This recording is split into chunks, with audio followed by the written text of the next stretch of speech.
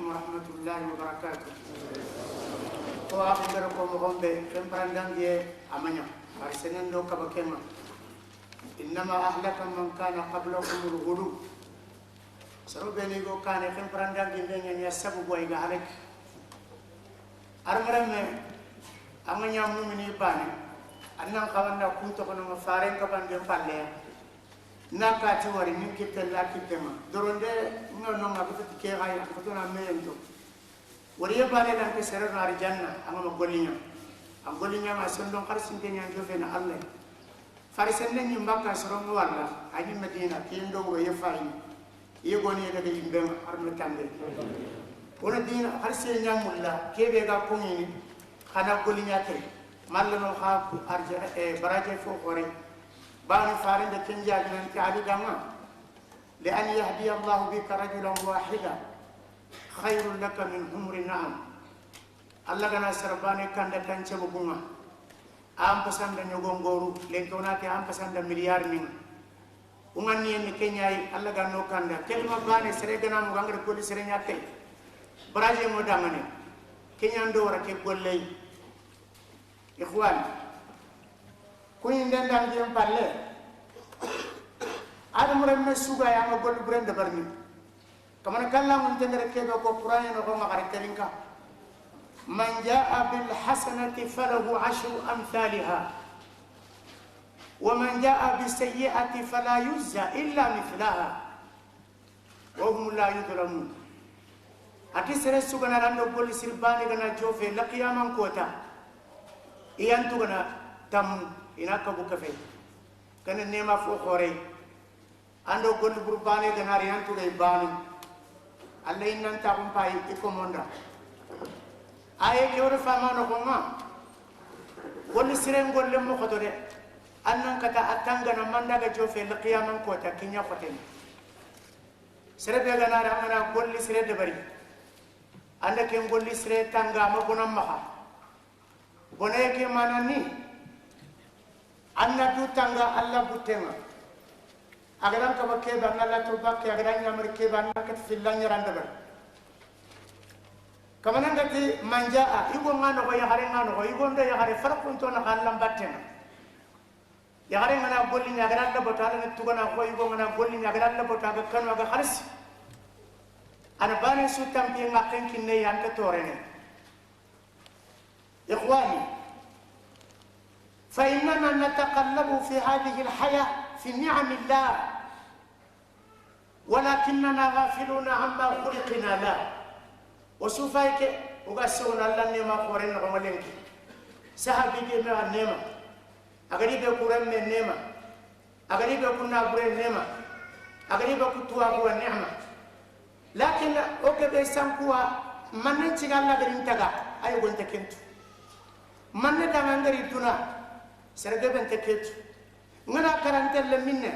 serga bente ketu kunganda le kitab al qarabati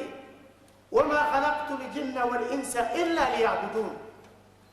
majinna do adam taga ga fatini mbotu falle amana ke ay manan to ana quran dama idam taga ti batiyenya annalla botante fofo murna ke gafe ana nyigandi ana minindi ana ngarzaban kota manari ambu kota maduna kada faru nyanam karni ali na mundu amana gire garando kebe kan khawane kinnama idan amana mungu kema ayo gamalli marantude mutamadina fi shahwatina wa ladhatina wa ka'annama khuliqna lil baqa yogoni yono kanga kuma tumene na yonkin mumbane deberika fo be galli yonkinda ayo mana ngeken to dunaya inta kakalla ken khafu ma du tora lini karaya kanan ko ngare wi be nyaay mbedante ken kitana farande ken bangane nanti ummato no muinga tandu me katita nyere sere be ga tandu me sinal lemme ana kawana nyokunya de agana dalla yumkini tammu to misino tammi agana fu me formane sere be ga tanna kata akatin to mene farande ke bangan dina ndan nga klen to ko ma do wor duna battena duna dangira kanya amana karanga na gri kanu kufili du bana mbebe gano datinte angana ro bani su bagura bakken ta ay bani la qiyamang dillem pade duna kurumban tawadi sene begar neman kita bara tungkan juga warna nyoda ibe kana ro inde anda bara tampi arno tangge wala yatadhakkaru ahaduna akhiratahu wala yufakkiru fi nihayati o fayk yogonin ke simmene la qiyamang cimmen kagana be war men chondo men tan nan chogonya de bar agana quran dan kala ngilliya andam ko gom dinia kengala tan kilu masu anna gon buren bana de barni wala yuhasibu nafsa ken kama be kan simmene la qiyamah hakan to korosi anti hakre to ko duyo ato kala sangle be yarin pindo igendo minne mamalakan ninga la kunya buren na baguduna serbe gana bagu kemo hali kana salla ngal ka bawre ala nallo ne imbe nyaar na tambe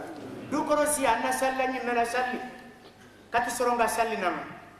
ani mena duro kata no du tema kati soronga ndema ar mala kan no be ga naresh ya gafar murni odam o be ga ni ke ya kam odin tafaade odin tasaa islam ko ke aga ko nyano dina hanta igalla nyaga na allah na gafar mu'minin nda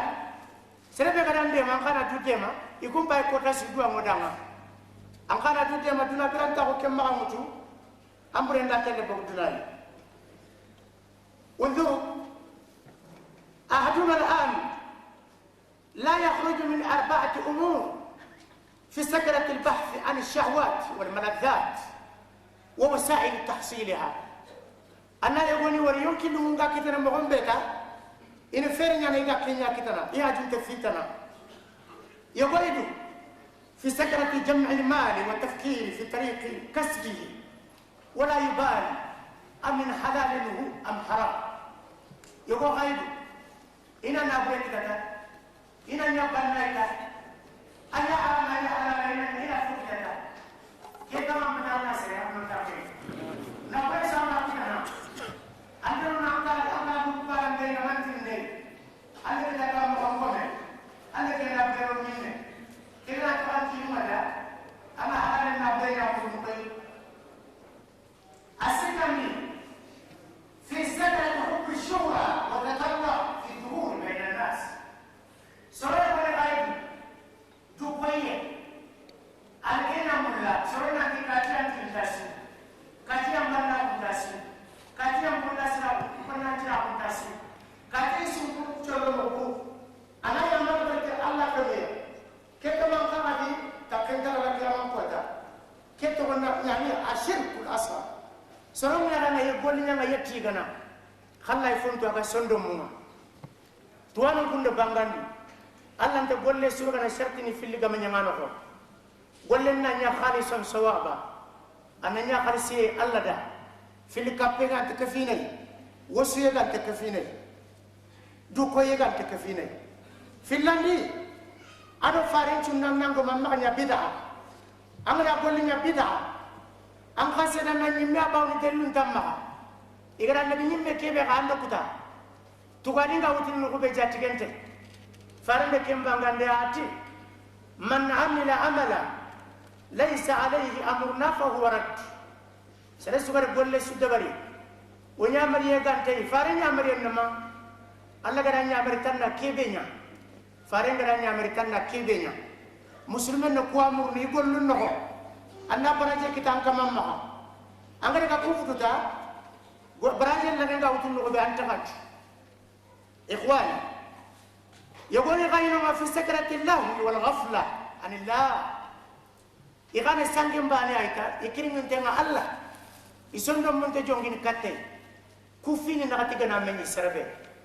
ken kama ngili kirin ta ko ken ko kambire ken kama aw ngini sampunta ko ken ko kambire agilia malaika ni mala rifalla ken kom ko tabe agari khalifa mut kem ko ta la aga tura tunu amana tura tu kem ko ta anta arbane sirona agilia agana ikil hayat al barzakhiyya amana karanga ke be yana kummen no lagar no ku feo wasita anyana no makati ko ta ga gitu no ngirindini agara armar be hakken de na taga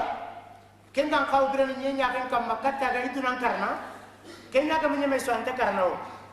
kube ne ga karafene kuma nyana kummen nako o hayni ni duna gili kan ko da serenta tumene har farenta tu sallallahu alaihi wasallam yermanti ni duna gille nga anata allah nut ikento arini juiyenya serebe gara karanko anto ko kumme keno konya kati kota galla ge duna ngirindini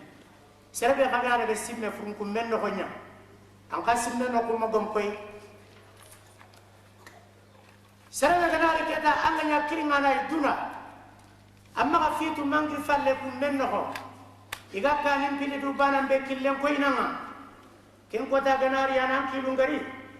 an kasimme no ko magom koy قال تعالى وجيء يومئذ بجهنم يومئذ يتذكر الإنسان وأنى له الذكرى آدم رمى أمرا يا دنا نقوم بونيرو كيرينه أدلنا كده أما ما قلنا تقولوا ما دنا قللي دنا كنا كير كوتاسو أرمرم من السمنة كم كوتانا أنا تنا تفويد أنا تنا تفويد حكيم كوتاسمة أتنا منشرونه أربعة فارون القرآن الريني إنهم كيلو قال لك الله كي يسمى تمر